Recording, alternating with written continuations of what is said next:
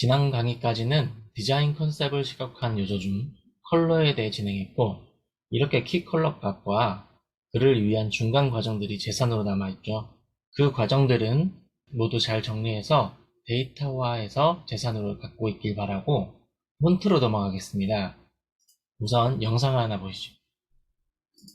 애플 창업자 스티브 잡스의 이야기를 다룬 영화 잡스의 한 장면 보시겠습니다. Typeface, it isn't exactly a pressing issue. Get out. What are you gonna fire me? No! I already fired you! 네, 그러니까 뭐 디지털 영상 시대에서 서체라는 게 단순한 문자가 아닌 기업의 정체성을 드러낸다고 본 건데요. 우리나라에는 이 한글이 가진 독특한 디자인에 주목해 30년간 수백 개 개성 있는 서체로 시장에 새로운 혁신을 가져온 기업인이 있습니다. 한글 디자이너 석금호 산돌 의장 만나보겠습니다. 의장님 어서 오세요. 네, 자세한 내용은 제가 링크를 따로 드리겠고요. 자, 이미지 시각화 폰트 단계. 네, 폰트. 개발자가 왜 폰트를 중요하게 다뤄야 할까요? 이 점을 알기 위해서는 좀 더 거시적인 시각으로 업무를 볼 줄 알아야 돼요. 네, 회사의 정체성이란 것은 마케팅적으로 중요한 부분이죠. 네, 브랜드의 이미지에 따라서 구매 선택이 발생하는 현대시대라면 말인 거죠.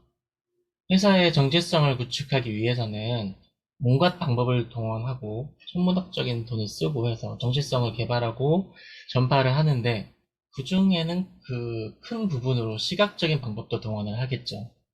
온갖 방법을 동원할 텐데요. 그죠? 근데 그 시각적인 방법은 누가 만들죠?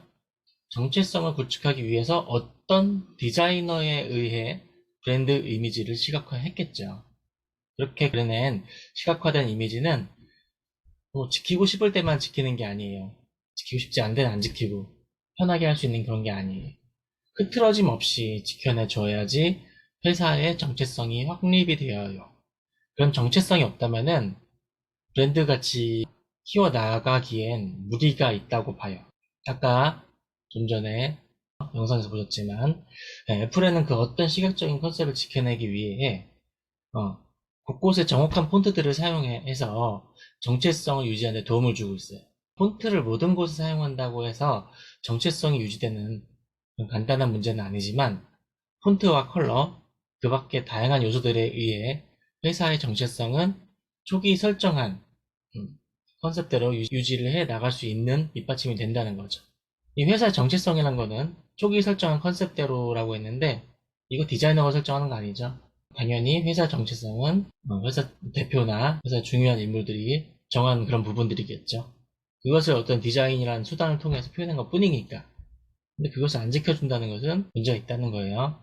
그러니까 디자이너와 기획 의도에 맞게 시각화를 잘 진행해서 아무리 결과물이 되었다 한들 폰트와 컬러들이 끝까지 정해진 규칙대로 유지가 되고 있지 않는다면은, 즉 구현 과정에서 일관성이 지켜지지 않을 경우 사이트의 비주얼 컨셉이 조금씩 달라지게 되겠죠.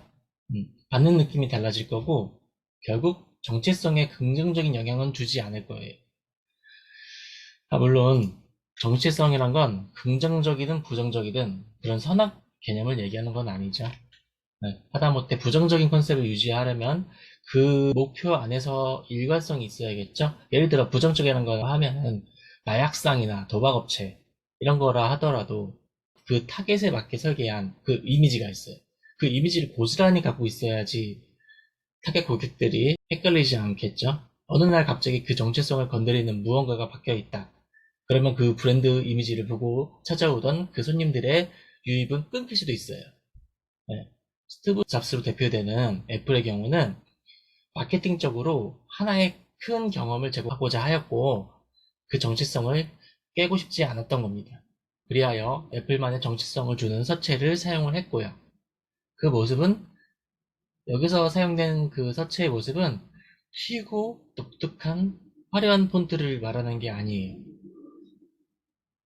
각종 앱이나 프로그램, 포장 패키지뿐만 아니라 핸드폰을 뛰쳐나와서 핸드폰 안에서만 아니라 각종 디바이스, 손목시계 등 이런 곳에서도 일관적인 서치를 사용하고자 했고, 완전 동일한 폰트는 아니더라도 비슷한 계열의 느낌을 사용을 해서 유지를 하고 있는 거죠.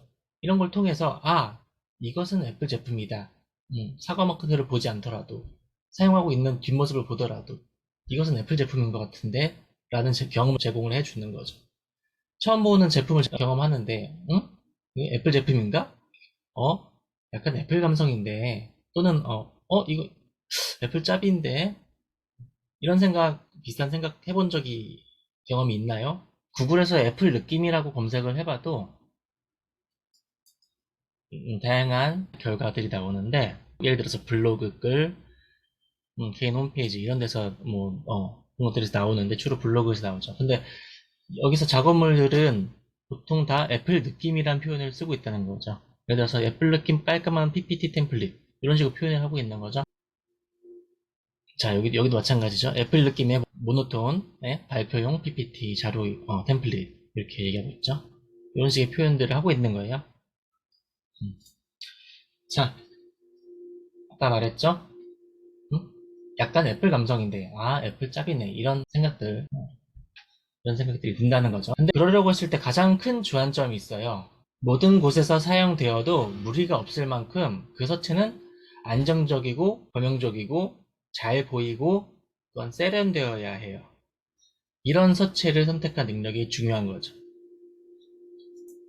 우선은 범용성이 있으려면 요란하지 않아야 하고 긴 글줄을 넣었을 때 무리가 없어야 해요. 서체는 크게 그래픽 서체와 본문용 서체로 나뉠 수 있어요. 그래픽 서체는 제가 한번 눈누 사이트에서 한번 볼게요. 자, 이곳은 눈누라는 폰트 사이트입니다. 무료 폰트들을 받을 수 있고요. 자, 이렇게 다양한 폰트들이 있다고 가정했을 때 이 중에서 본문용 서체는 무엇일까요? 네, 본문용 서체에는 기본적으로 긴 글을 적어도 가독성이나 시각적으로 부담감 없이 활용이 되어야 합니다. 네, 여기서 한번 폰트를 볼게요. 일단은 여기서 모든 폰트를 선택을 했고 이 사이트의 장점은 적고자 하는 글귀를 미리 넣어서 적용된 모습을 확인할 수 있는데요. 여기다 의미의 글을 한번 넣어 볼게요. 저는 훈민정음의 개요를 한번 넣어 볼게요. 네이버에서 검색을 했고요. 아무 글이나 넣는 거예요. 네, 이렇게 넣어 봤습니다. 자, 넣어 보면은 금방 알 수 있어요. 벌써 깔끔하게 나오는 폰트와 다소 부담스러운 폰트, 안 읽히는 폰트가 그게 보일 거예요, 이제. 네. 자, 다시 말할게요. 깔끔하게 느껴지는 폰트, 그리고 다소 부담스러울 수 있는 폰트, 그리고 아예 안 읽히는 폰트도 있어요. 네. 먼저 그래픽 폰트를 먼저 얘기해 볼게요. 예를 들어서 뭐가 있을까?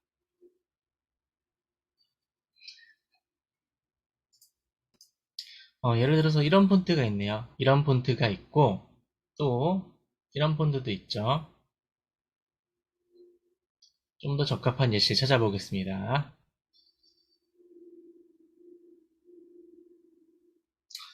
예를 들어서 이런 굵은 폰트는 컨셉적으로 잘 선택을 하면은 그래픽적으로 컨셉을 전달하기 좋지만 본문으로 사용하면은 부담스럽고 읽히지 않는다는 뜻입니다. 그렇다면 이 폰트는 본문용에 적합하지는 않는다는 거겠죠? 그럼 본문 크기를 한번 줄여볼게요. 여기서 30픽셀로 되어 있는데 이 부분 이거를 본문 정도면 한 이 정도가 되겠죠? 이 정도로 넣고 보면은 자, 글씨가 어때요? 빠르게 읽히나요? 뭔가 턱턱턱 걸리는 그런 느낌이 있죠? 아까 컸을 때는 그래도 이 정도로 컸을 때는 네. 이런 그래픽 폰트의 가장 큰 특징은 컸을 때는 눈에 주목성이 있고 글을 읽는데 무리가 없어요. 그리고 뭐 일단 글자 수가 적죠. 이 경우는 무리가 없는데 이런 식으로 작게 썼을 때, 즉 본문용 폰트에서는 자 이렇게 됐을 경우 거의 읽히지가 않죠. 반면에 바로 옆에 있는 거는 이렇게 작게 쓰더라도 이런 글씨 있죠. 이런 글씨 예를 들면 이거 쓰라는 건 아니에요. 작게 써도 어느 정도 읽힌다는 거죠. 반면에 그래픽적인 폰트는 완전히 느낌이 달라져 버렸죠. 이 폰트는 본문용에 적합하지 않다는 거겠죠. 네. 자, 이런 그래픽 폰트가 있고, 반면에 이런 식으로 형태가 장식적이지 않고 글 자체를 잘 보이게 하는 폰트는 본문용으로도 적합합니다. 그래서 쭉 보면은 잘 익힌다는 느낌이 확 드는 폰트가 느껴질 거예요. 지금 11 폰트는 좀 더 작았고 12나 14 정도 놔보면 알 수 있는데, 이렇게 쓱 내려갔을 때 글이 잘 익히는 거, 무리 없이 쓱 읽히는 거, 그게 좋은 폰트겠죠? 어때요? 지금 무심케 내렸지만 노토산트라는 글씨 서체는 무리 없이 잘 익히고 있죠. 이런 식으로 형태가 장식적이지 않고 글 자체를 잘 보이게 하는 폰트는 본문용으로 적합합니다. 얼핏 보면 도둠체, 굴림체 대표되는 뭐 맑은 고딕 등 이런 거랑 별 차이를 못 느낄 수도 있어요. 근데 다행스럽게도 그거는 못 느껴야 정상인 거예요, 사실은. 아직은 본문용 서체에서 어떤 느낌이 세련된 건지는, 어떤 차이가 있는지는 보는 시각이 아직 형성이 되어 있지 않아요. 자, 그러나 이 선에서 세련된 폰트가 무엇인지를 겨루는 겁니다. 네. 똑같이 잘 읽혀도 어떻게 하면은 더 세련된 게 무엇인지, 어떻게 하면 조금 더 잘 읽히는지, 이런 것들을 겨루는 거죠. 이것을 애플이나 구글은 잘합니다. 네, 그렇게 본문용 서체를 골라서 일관되게 사이트나 사이트 밖의 디바이스까지 적용시키는 것이 중요한 업무이겠죠. 네. 자, 나는 개발자이니까 개발만 신경 써도 된다 라는 생각 존중합니다. 하지만 그 생각은 상황에 따라서 조금 유두리 있게 가야 된다고 봐요. 네, 프로세스가 잘 정립되어 있는 회사다, 그런 회사에 갔다 하더라도 개발 이후에 전반적으로 디자인이 잘 적용되었는지 검수하는 과정을 가지는데, 제작 과정 중에서도 가이드라인 프로세스가 좋고 이 과정들이 체계적으로 잘 지켜지는 업무 체계라면 문제없지만, 그렇지 않다면 시각적인 일관성을 유지하기가 쉽지 않았겠죠.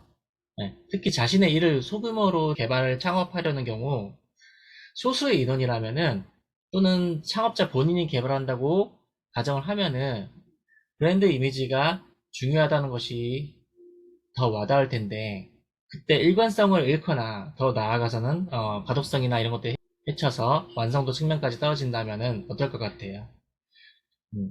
결국에는 잘 팔려야지 일을 할 수 있고, 그래야 월급을 받고 회사가 돌아가는 겁니다.